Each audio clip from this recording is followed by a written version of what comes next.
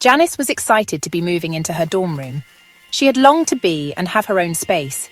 When she graduated high school, she moved out of town to go to college. Being away from home seemed so exciting, also a bit scary. She won't be able to stop home or visit with her family on a regular. Those times would be reduced to phone calls, texts, and video messages. Although it was a lot for her to swallow, Janice was ready for the challenge. She studied hard, got exceptional grades, and was offered a full-ride scholarship to a school of her choosing. She didn't just exceed, she excelled. All of her schoolwork was roped in with extracurricular activities, chores, and a job.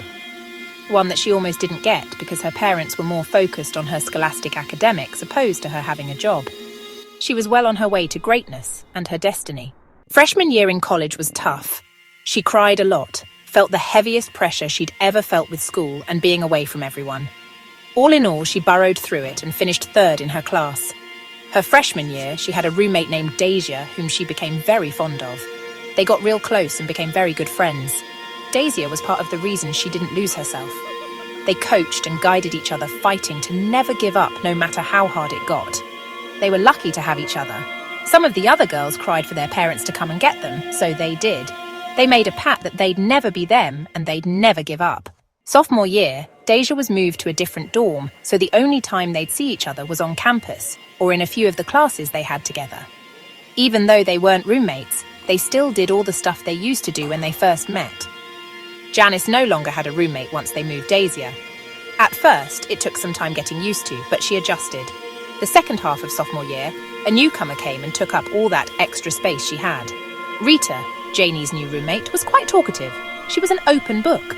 There was nothing left to the imagination, and she didn't have one shy bone in her body. Once Janice was used to the non-stop talking, Rita grew on her. They became close like her and Deja, but every time Janice invited Rita to come hang out with her and Deja, she was always busy doing something. As soon as Janice would come in, Rita would want a full-on story of what she and Deja spent their time doing. She loved living vicariously through their stories. Janice would always tell her, "If you were there, you would have known," in a playful tone. Rita would always talk about how much work she had to do and things she needed to catch up on. However, Janice began to notice that she might have been the only friend Rita truly had. That made her really sad, so she figured she'd talk to Deja about including Rita in more of their outings. They both knew what it felt like to be left out. Just like that, Deja agreed. There was a free concert going on at the Dome, but you had to be there before a certain time to get in free. Rita exclaimed that one of her favourite groups was going to be there and she'd love to go. Deja told Janice that she'd meet her and Rita at their dorm around 6-ish so they could call a taxi to get to the event. Janice bragged to Deja how much she'd like Rita and how down-to-earth she is. Deja was ecstatic to meet her, as Rita was excited to meet Deja. Rita picked at clothes in the closet. "Nothing is good enough to wear tonight. How about I don't go?" she pouted.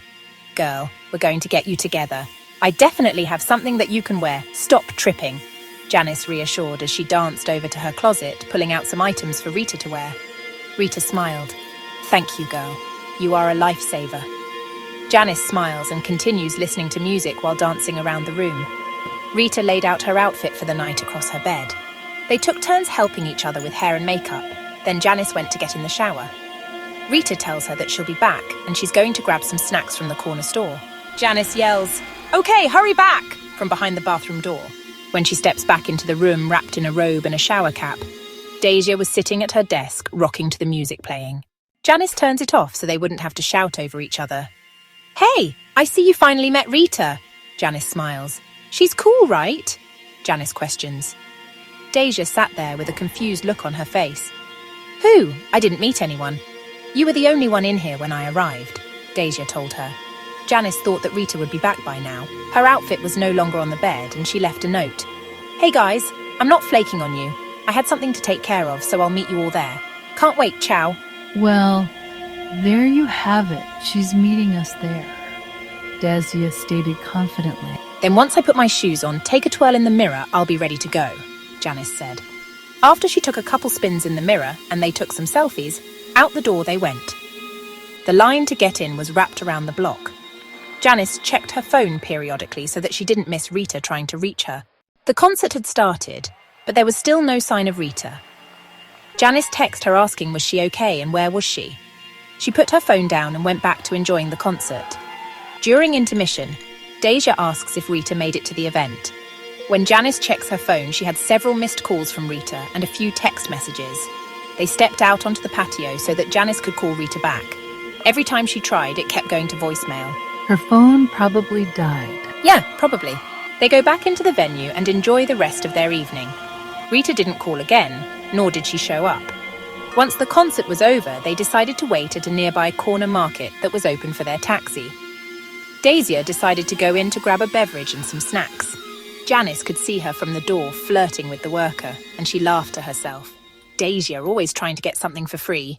The taxi would be pulling up soon to take them back to the campus. Janice, are you sure you don't want to stop and get anything to eat? Yeah, we could. Let's go down by Lucky's on the Ave. They have all-you-can-eat something tonight. Once the taxi came, they pulled up to Lucky's on the Ave, only to find it closed after the taxi was gone. They peered through the tint on the door, trying to see if any lights were on. Deja grunted and moaned at how hungry she was, and the snacks were for later. Then her eyes caught a sign that read, "Lucky's on the Ave will be closed on this day every year to honor the celebration of life for our daughter, sister, granddaughter, cousin, friend." She had such a beautiful spirit, smart, kind, fun, loving, caring, and charismatic. She was someone you enjoyed being around. She was like a light, true in essence and loved by many. Although she's gone from this life, we will mourn her loss but celebrate her memory. We didn't expect her to make it as far as she did because the doctors said with her condition, they didn't believe she'd make it past a few months, let alone 18 years. We are grateful that her presence brought presence, peace, love, and joy. She is greatly missed, but forever in our hearts. We'd really appreciate it if you could give us privacy during this time. Your patronage is truly appreciated. While Janice is on her phone booking another ride, Deja tells her to go read the sign. It's moving, and the person sounded like a really big deal. Once the ride was booked, Deja directed Janice to the sign that they both missed at first glance. Janice clutches her chest while reading the endearing letter. She gasps, looking on the bottom when she realizes that the girl they lost was Rita,